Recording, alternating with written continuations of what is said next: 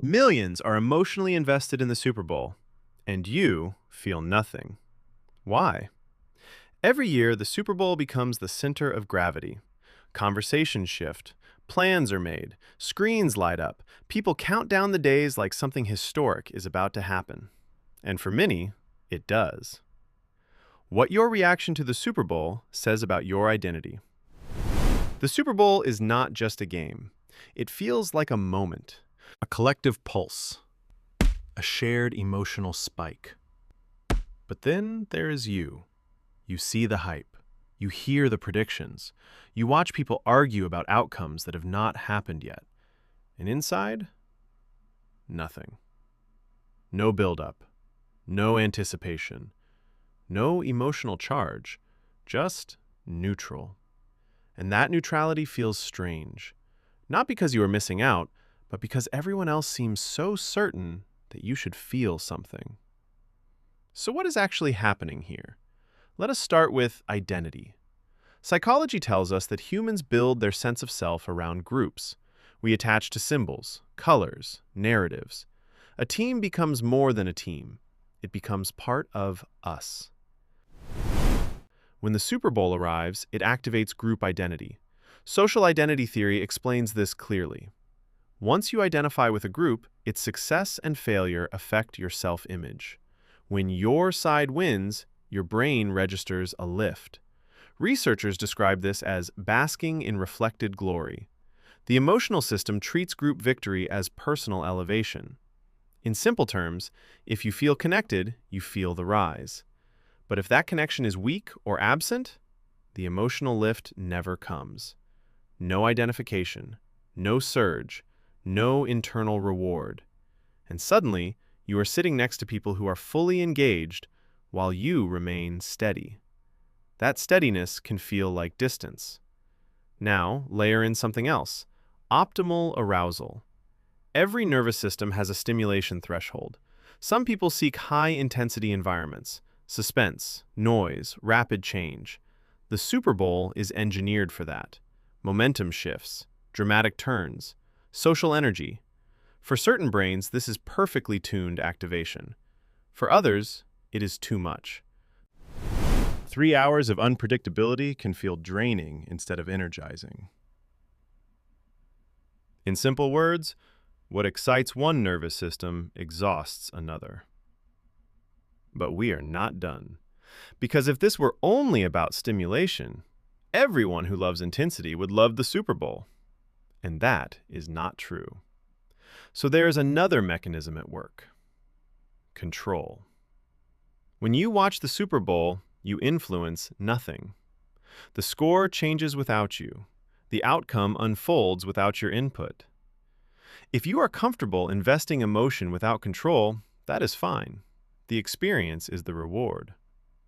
But if your psychology leans toward internal locus of control, where effort and outcome are linked, strong emotional investment in something you cannot affect may feel structurally unsatisfying. It is not indifference, it is misalignment. And that is where the story starts to get interesting. Now let us go deeper. The Super Bowl is not just sport. It functions as ritual. Ritual synchronizes attention. It aligns emotion across large groups of people at the same time. That alignment creates intensity. When millions focus together, emotional contagion amplifies everything.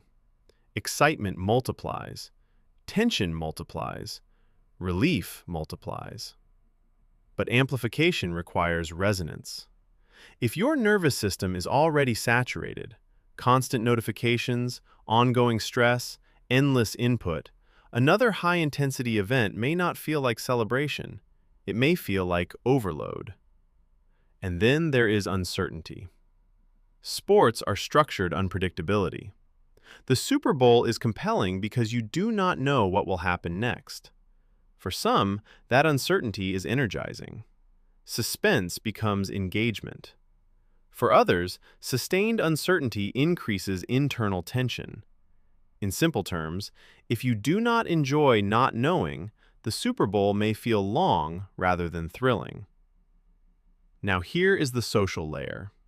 When someone says they do not care about the Super Bowl, reactions are often stronger than expected. Why? Because for many, it is not just entertainment. It is belonging, shared history, a symbolic anchor. When you do not participate emotionally, it can feel, to others, like you are stepping outside the circle. But the psychology behind passion does not disappear just because the trigger changes.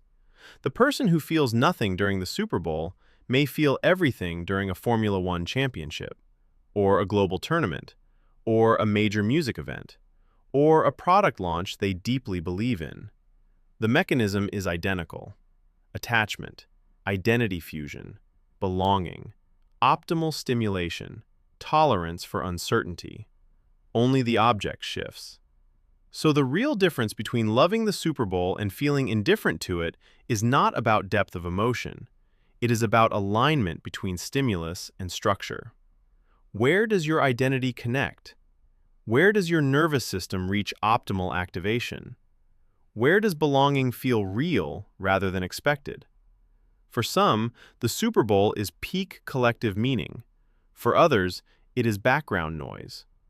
Both reactions follow coherent psychological patterns, and that difference is not a problem. It is wiring. So maybe this was never really about the Super Bowl. Maybe it was about identity, about what you attach yourself to and what you do not. Some people feel fully alive in that stadium atmosphere, and others feel fully alive somewhere completely different. Neither response is wrong. It just shows where your nervous system, your identity, and your attention naturally connect.